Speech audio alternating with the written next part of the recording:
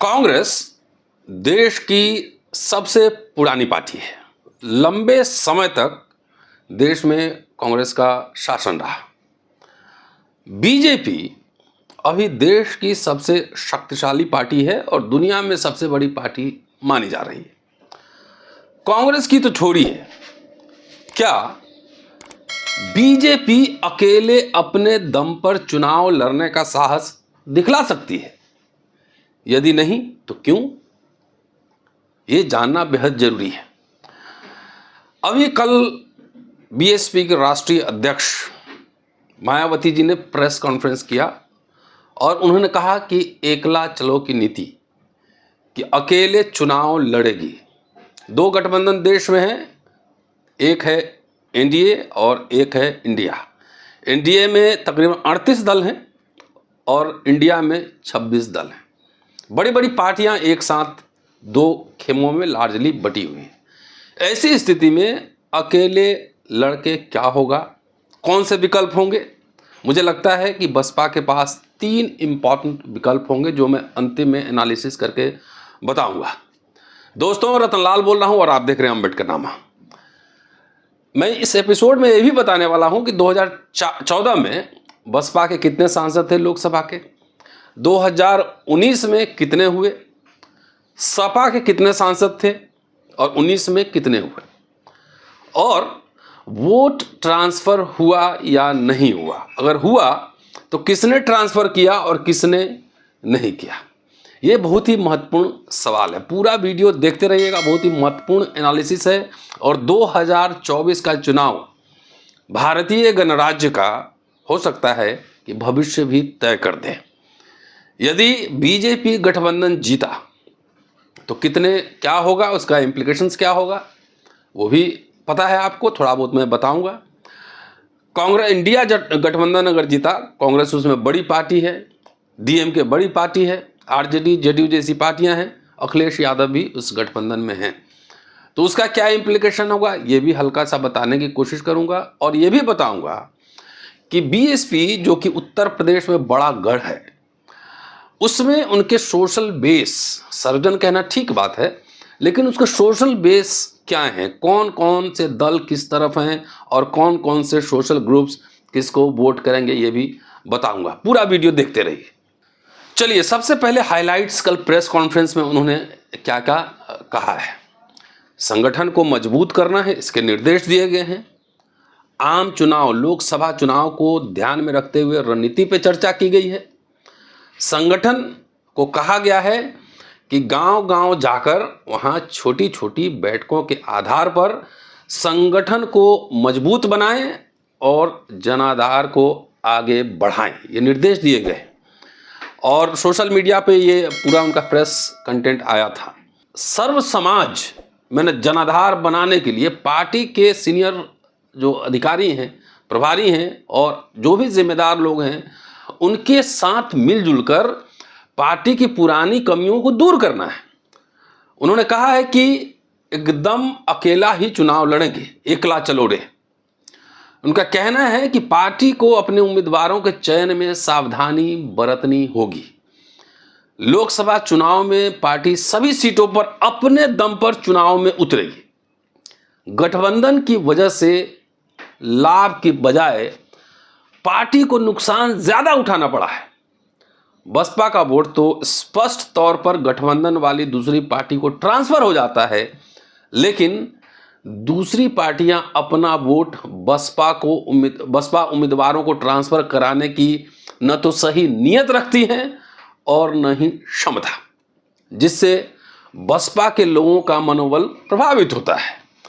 इसलिए बसपा सत्ता या विपक्ष दोनों गठबंधनों से दूर रहेगी, दोनों गठबंधनों से दूर रहेंगे। एक सुर में मायावती जी ने कांग्रेस और बीजेपी दोनों को जमकर निशाना बनाया।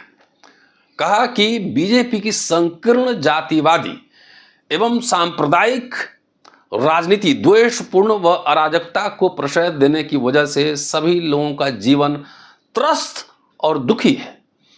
बीजेपी अब अपना प्रभाव ही नहीं बल्कि अपना जनाधार भी खो रही है। जिसकी वजह से इस बार लोकसभा चुनाव एक तरफा नहीं रह गया है। उन्होंने ये भी कहा कि इस बार का चुनाव देश की राजनीति को नई करवट देने वाला साबित होगा। एकदम सही, इस बार का चुनाव देश को नया करवट ही बताएगा कि क्या होने वाला है। उन्होंने कहा कि कांग्रेस की तरफ भाजपा की करनी और कथनी में जमीन आसमान का अंतर है। इनके राज में आमदनी अठन्नी और खर्चा रुपया है।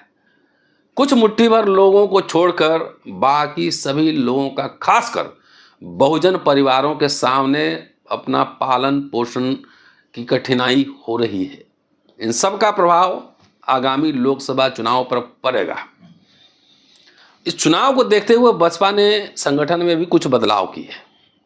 बसपा ने चुनाव को देखते हुए संगठन में कुछ फेरबदल किए हैं, जिसे लेकर मायावती ने कहा है कि यूपी जैसे बड़े व राजनीतिक रूप से महत्वपूर्ण राज्य होने के कारण यहाँ के राजनीतिक हालात अक्सर बदलते रहते हैं, इसलिए कुछ फेरबदल की ज़रूरत पड़ती रहती है, जिसे जो भी जिम्मेदारी दी जाती है उसे कम ना आंका जाए, बल्कि पार्टी के हित में सर्वोपरि मानकर ईमानदारी से जिम्मेदारी को निभाते रहें।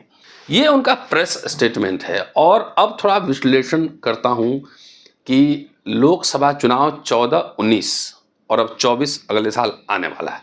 तो मैं आंकड़े आपको बताऊंगा कि 2014 में सपा के 5 सांसद थे और बसपा के 0। 19 में गठबंधन हुआ, सब लोग खुश थे, जो सोशल एक्टिविस्ट है बहुत खुश थे। गठबंधन हुआ सपा और बसपा का, और उसमें 38 सीटों पर दोनों पार्टियां लड़ी। 38 पे सपा और 38 पे बसपा।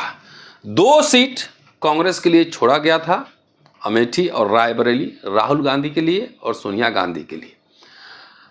38 लड़े, उसमें से 10 बसपा जीती और 5 सपा, जिसमें अखिलेश यादव और लेट मुलायम सिंह यादव भी जीतने वाले में थे। तो ये 5 इधर और 10 इधर।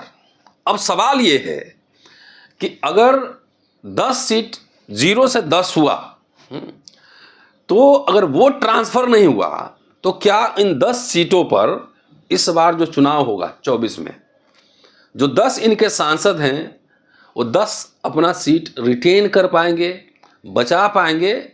ये देखना दिलचस्प होगा। इस वीडियो को चुनाव के बाद हम जरूर दोबारा इसको फिर से अपलोड करेंगे कि जो हमारा एनालिसिस है, कंक्लूजन है। सबसे पहले आपको दिखाता हूं कि कौन कौन सीट पर बसपा जीती है। 10 सीट कौन कौन, कितना मार्जिन है, उम्मीदवार के नाम क्या है, जो सांसद उनके नाम क्या है, और डिटेल्स पूरा आपको अभी बताता हूं। चलिए, 10 जो सांसद है बसपा के, अंबेडकर नगर से रितेश पांडे 95,880 वोट से जीते। अमरोहा से कुंवर दानिश अली 63,248 वोट। बिजनौर से मलुक नागर 69,941 वोट। गाजीपुर से अफजल अंसारी 1,19,392 वोट। घोसी से अतुल कुमार सिंह 1,22,568 वोट। जौनपुर से श्याम सिंह यादव 80,936 वोट। लालगंज से संगीता आज़ाद 1,61,597 वोट। नगीना से गिरीश चंद्र 1,66,832 वोट। सहारनपुर से हाजी फजलुर रहमान 22,417 वोट। श्रावस्ती से राम शिरोमणि 5,320 वोट। यहाँ बहुत क्लोज कंटेस्ट था, लेकिन बसपा की जीत यहाँ पर हुई। अब ये जो आंकड़े दे रहा हूँ, जाकर गूगल कीजिए और चेक कीजिए और देखिए कि 0 से 10 सीट पे बसपा की जीत हुई है। अगर वोट ट्रांसफ़र नहीं हुए तो ये जीत कैसे हुई? अगर बगैर वोट ट्रांसफ़र किए जीत हुई है, तो इसका मतलब 24 के लोकसभा चुनाव में इन 10 सीट पर बसपा की जीत होनी चाहिए और बड़े मार्जिन से चुनाव में जीत होनी चाहिए। अब जरा उत्तर प्रदेश का सोशल कॉम्पोजिशन देखते हैं कि क्या है। बसपा अकेले चुनाव लड़ेगी। अखिलेश यादव की सपा और रालोद और चंद्रशेखर, ये लोग एक टीम में हैं और अखिलेश यादव इंडिया के पार्ट हैं। यानी कि जब गठबंधन होगा तो उसमें रालोद, जयंत चौधरी की पार्टी, चंद्रशेखर को भी उसमें स्पेस मिल सकता है, और सपा और कांग्रेस ये गठबंधन होगा। कितना सीट किसको मिलता है ये मैं नहीं कह सकता, लेकिन ये कॉम्पोजिशन बनेगा। अब आइए बीजेपी। बीजेपी के साथ है निषाद पार्टी है, ओपी राजभर है, और अनुप्रिया पटेल का अपना दल। अब सोशल कॉम्पोजिशन समझिए। बीजेपी का कोर वोटर जो है वो है अपर कास्ट, और मैं अभी भी दावे के साथ कह रहा हूं कि 95% कोर वोटर अपर कास्ट का बीजेपी को मिलेगा। इसके अलावा जो बनिया समुदाय है, जायसवाल इत्यादि, वो सारे वोट जाते हैं इकट्ठा बीजेपी को। कायस्थ, भूमियार, ब्राह्मण, राजपूत, ये सारा वोट बीजेपी को। बनिया समुदाय, जायसवाल, ये बीजेपी को। और ओपी राजभर अगर इसमें रहेंगे तो राजभर भर समुदाय का ज़्यादा वोट बीजेपी को जाएगा।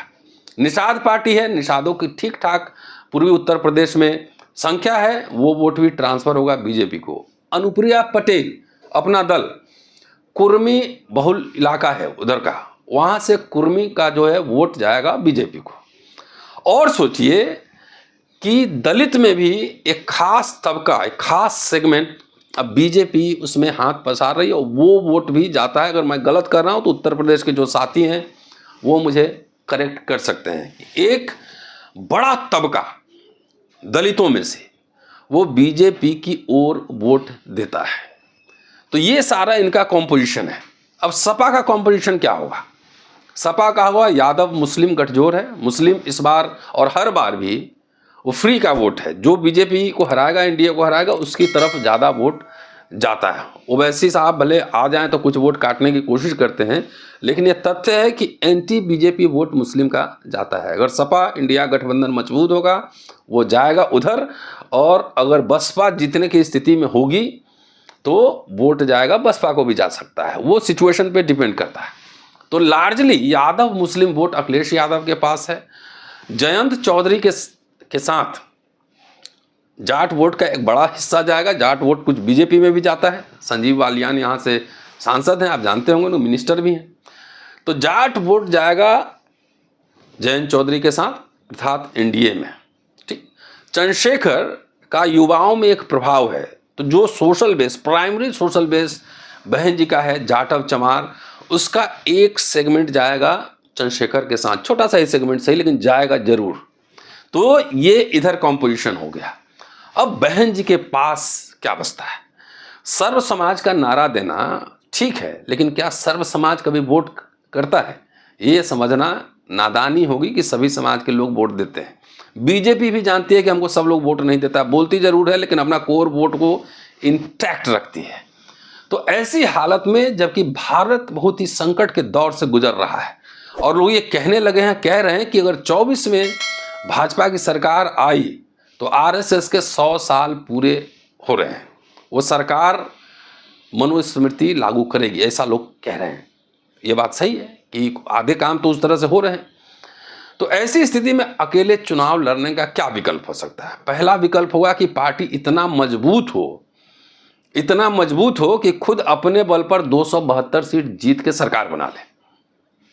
दूसरा विकल्प ये हो सकता है कि विधानसभा चुनाव 4 राज्यों में दबाव बनाने के लिए 4 राज्यों में चुनाव लड़े, और जब हार जीत का नतीजा देखकर उसके बाद गठबंधन में आए बहन जी। ये भी संभावना है कि वो गठबंधन में आए। एक विकल्प ये भी हो सकता है कि पार्टी अगर 272 नहीं जीती तो कम से कम 40-50 सीट अगर जीतने की, अगर ये है कि हम जीत लेंगे 50 सीट, तो चुनाव के बाद पोस्ट पोल अलायंस हो सकता है। पोस्ट पोल अलायंस हो सकता है, ये भी संभावना है। अगर ये सब कुछ नहीं हुआ तो एक अंतिम विकल्प है। कहते हैं ना कि अपने हाथ में कुल्हाड़ी लेकर और अपना जो है पांव काटना, अपने हाथ में कुल्हाड़ी लेकर अपना पांव काटना। तो ये 2024 का चुनाव बसपा का भविष्य भी तय करेगा कि बसपा किधर जाएगी, कहां कहां सरकार बनेगी, कहां कहां मुख्यमंत्री बनेंगे, कौन बनेगा प्रधानमंत्री।